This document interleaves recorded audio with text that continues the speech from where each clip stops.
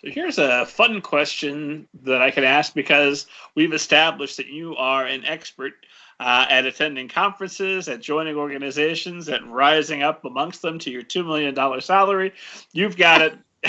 You've got it down. So having been to so many conferences and knowing that there's no chance we could be outing anybody specific because you've been to too many, anybody that's met you will maybe wonder if it's them.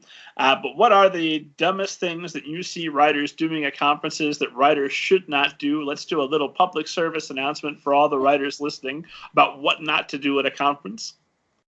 What not to do at a conference. Okay. Don't go sit in a corner by yourself. Between sessions, you need to get out and go to lunch and, introduce yourself to the people sitting around you in a session and try to find a group of people to go to lunch with. And that's how you meet people. I think the worst thing people can do is go, spend the money and travel and all the expense and effort that it takes to get to a conference, wherever it is, and then spend all of that time alone. You're there to learn, obviously, but you also need to make connections. There are so many people that I've met at conferences that I continue to see again at conference after conference after conference, or like I just presented at a conference in Ohio just a few months ago, and I saw 4 or 5 friends that I hadn't seen in about 4 or 5 years that we had been at conferences together before, and it's just so exciting to catch up and meet them. Yes, we all stay connected on Facebook, and I know exactly what they're doing. And, we're all sort of coming up through the ranks of being successful together. And those of us that haven't quite made it to that point, we're such big cheerleaders of each other, and it's a very supportive community. Writers buy other writers' books. And, because I have a blog, I'm going to promote books of my friends and support them and buy those books and do the reviews for them. And so you have to put yourself out there and not be afraid to meet other people. I think that is probably the biggest thing that I see people sort of sitting by themselves and waiting till the next session to start. And I think you cannot be afraid to put yourself out there and meet people.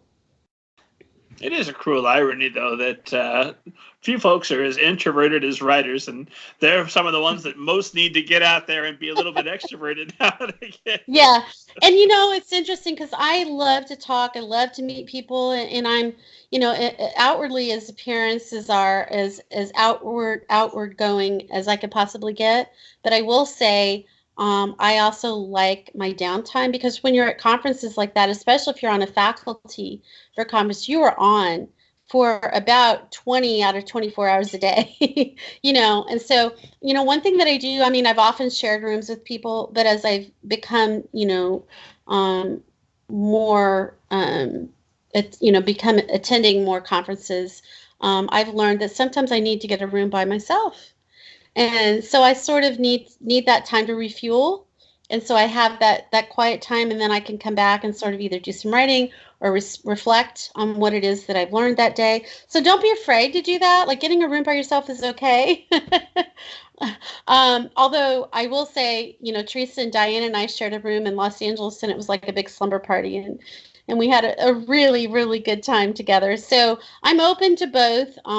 But sometimes more than others, I just need to sort of draw it back in and reflect. And then you get up in the morning and out you go, and you're on, meeting people and sharing what it is that you do, passing business cards out, especially as the regional advisor of Indiana. Like, my goal was to meet as many other regional advisors and people from the other states.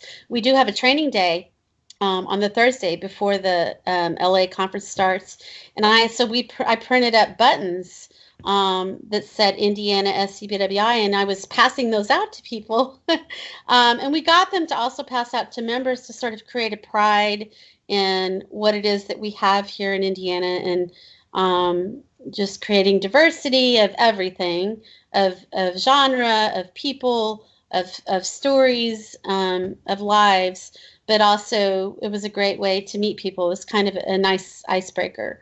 So I'm not beyond handing you a button to get to know you. I kind of like your plan of go out to a conference and schedule it for 2 weeks to do the conference and be intensely extroverted for a week, and then week 2, introvert time. Get yourself in a nice quiet riding spot. Yeah, I did that this summer. Well, I've done that several times, but this summer my daughter met me out in San Diego. I had never been to San Diego, so I took Amtrak down. I become very brave in my independence of being a writer.